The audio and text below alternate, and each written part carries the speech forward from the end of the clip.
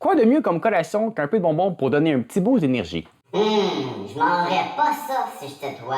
Un biscuit d'abord? Pas sûr, non. Un petit mélange de noix? Non plus. Un fruit ou un légume? Hey, sais-tu quoi? Je suis même pas sûr que c'est une bonne idée de manger une collation à la base. Ouais.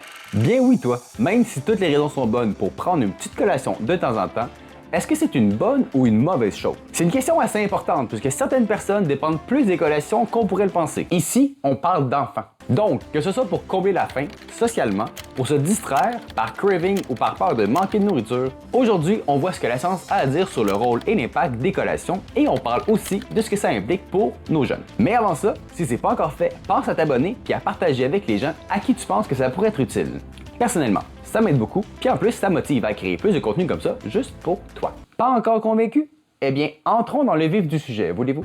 Donc, ce qu'on entend le plus quand on parle de collation, c'est l'impact que ça a sur le poids. Eh bien, de manière générale, c'est pas en mangeant plus fréquemment qu'on va prendre ou perdre du poids. Tout ça parce qu'on voit pas d'amélioration notable au niveau de la gestion de l'appétit et des quantités de nourriture mangées quand on mange plus fréquemment. Mais bon, il y a autre chose à considérer en plus du poids, comme penser à la santé. Alors, qu'en est-il de la gestion du cholestérol LDL?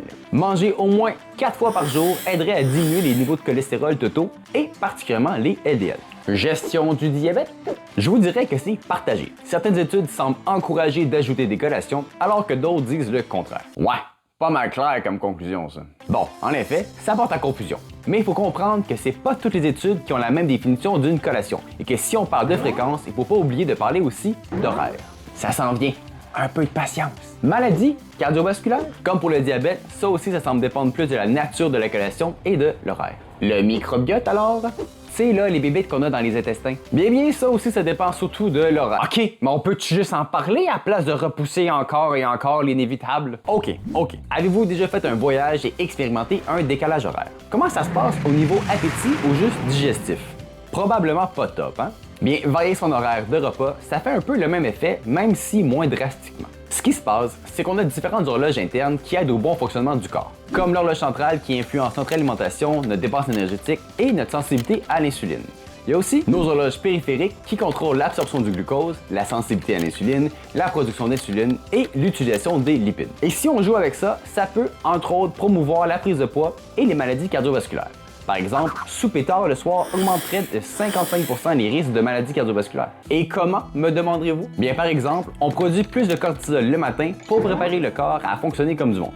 À l'opposé, le soir, on produit de la mélatonine pour faire tout le contraire. Aussi, la tolérance au glucose ou au sucre change à travers la journée et notre contrôle glycémique est moins efficace en soirée, ce qui peut avoir un impact sur le développement du diabète. Ou encore, les mécanismes de faim et de satiété peuvent être affectés, donc on peut finir par manger des plus grandes quantités de nourriture le soir. Un autre exemple, la thermogénèse. Thermose de qui? C'est la chaleur produite quand on mange. De la mastication des aliments à l'utilisation des nutriments.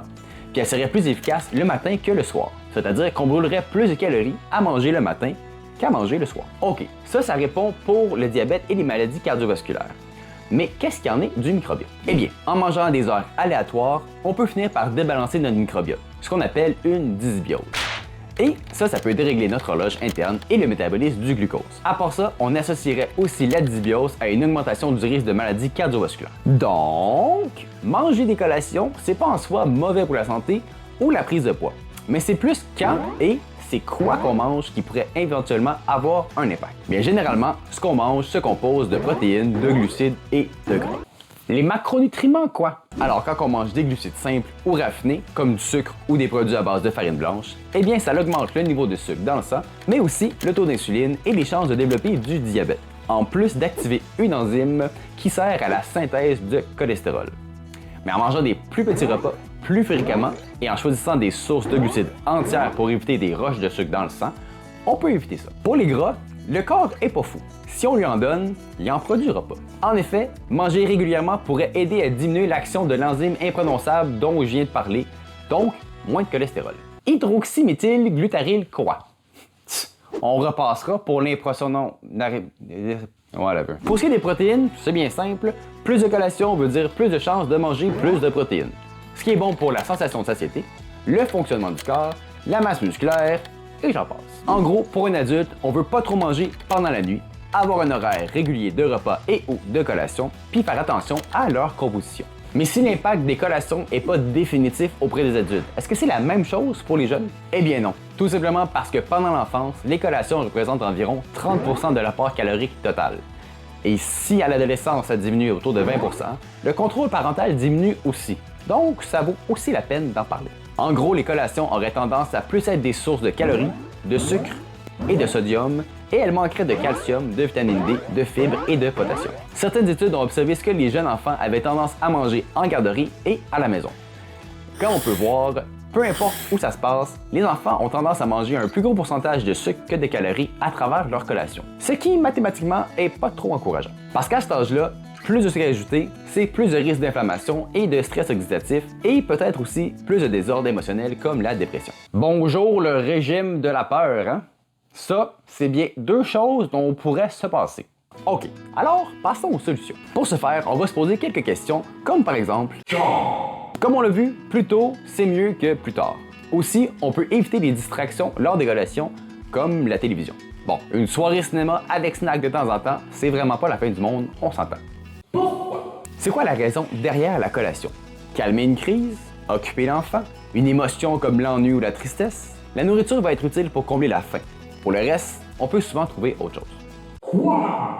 On vise des collations riches en protéines, en fibres et en nutriments. Ça les rend plus rassasiantes, donc plus satisfaisantes. Et évidemment, on essaie d'avoir sous la main des collations qui vont combler différents cravings, comme des noix ou des légumes crus si on veut du croquant, de l'humus ou de l'avocat pour le crémeux, des fruits ou du chocolat noir pour le sucré, et du fromage ou des pois chiches croustillants pour le salé.